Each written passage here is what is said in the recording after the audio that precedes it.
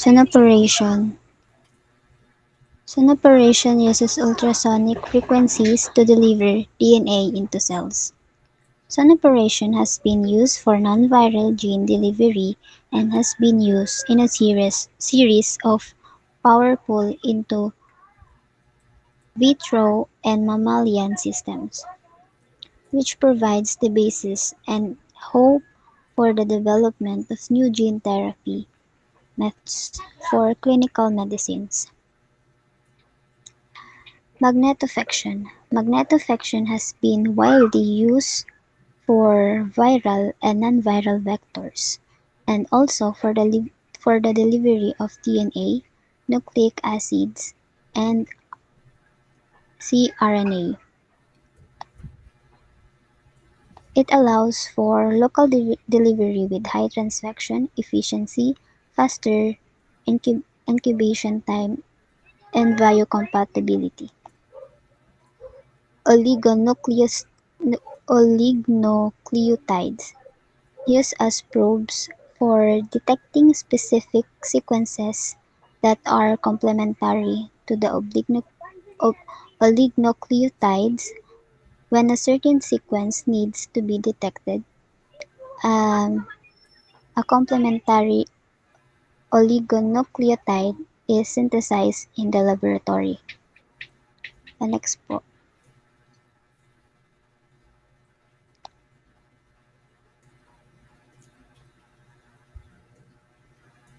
So next, lipoplexes and polyplexes. One large difference between the methods of action of polyplexes and lipoplexes is that polyplexes cannot release their DNA load into the cytoplasm. So this end co-transfection with endosome lytic agents to lyse the endosome that is made during endocytosis, the process by which the polyplex enters the cell. So the lipoplexus is formed by conjugating a polymer with DNA, and in maximum cases the cationic polymers are preferred over others, and the polyplexus is core shell structure composed of nucleic acid, polycation, and lipid. The next is dendrimers as biocompatible nanoparticle macromolecules are used for their unique properties as carriers of their molecular structures in order to improve the activity and efficiency of an active drug molecule and also to reduce its toxicity. May mga ilang uri ng mga dendrimer. The first one is poly amidoamine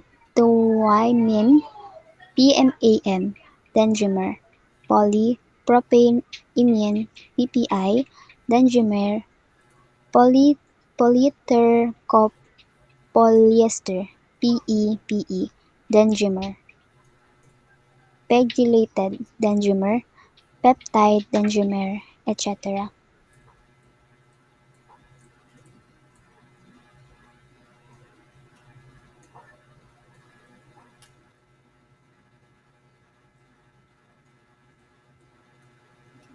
So next is advantage and disadvantage of gene therapy.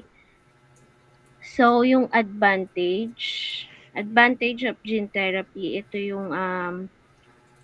yung gene therapy is may potential na pagalingin or i-prevent or yung gene therapy, yung advantage ng gene therapy is may potential siya na pabagalin o i-prevent yung mga namamanang sakit.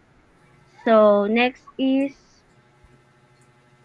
Disadvantage of gene therapy. So, short-lived nature of gene therapy. Yung disadvantage of gene therapy is may yung dalawang ano niya is immune response is tapos multi-gene disorder. So, yung immune response is siya yung ano, nati-triggered yung immune response niya against dun sa virus. So, pag once na yung na-inject na yung once na nasa loob na yung na-inject is pwede siyang mag-cause ng sakit. So, dun sa multi-gene disorder is hindi pwedeng yung these genetic materials is hindi pwedeng tugma or wala sa tamang lugar yung cell ng DNA. So, next,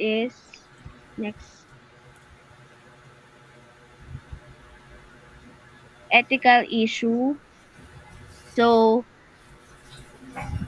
merong mga question dito. Number one question is, who decide which traits are normal and which constitute a disability disorder? So,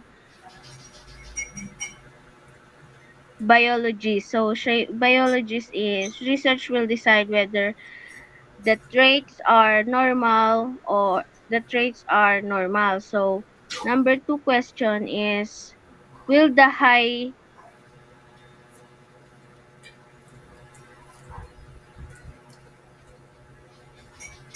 will the high cost of gene therapy make it available to the wealthy? So, with germline therapy, the next generation of offspring from the parent does not consent to the treatment. The cost of for this germline gene therapy is would be so high that only the upper class society would be able to afford it. So, number three is, could widespread of gene therapy make it society less upset,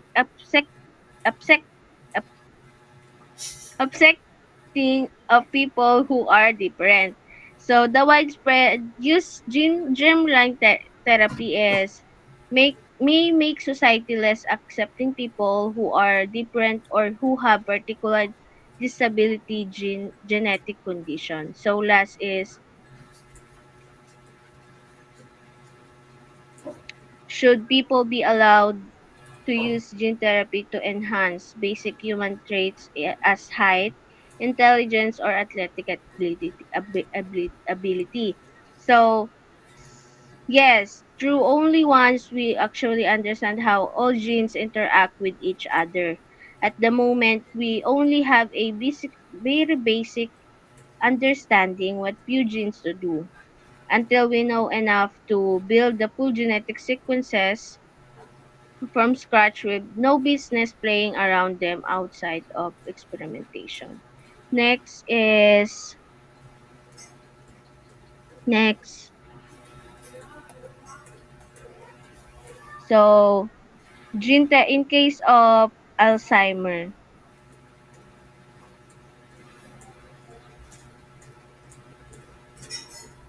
So, gene therapy for Alzheimer disease in an experimental treatment that involves the modification of brain cells with specific genes that are programmed to produce therapeutic molecules. Next, yan, gene therapy in cancer. So, yung gene therapy naman sa cancer is, ito yung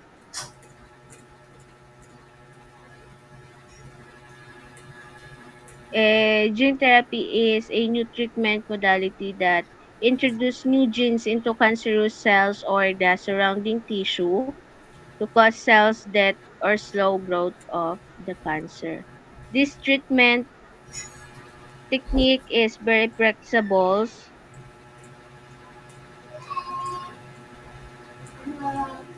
and wide range of genes and vectors are being used in clinical trials with successful outcomes. Next. So, future aspect of gene therapy.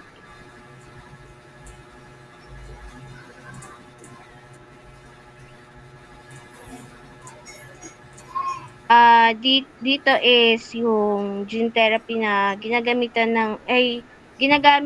para mag-treat ng dalawang patient na may um, lymphotic white blood cell called medio cells. Thank Oo, you. sabihin mo na hindi ko na.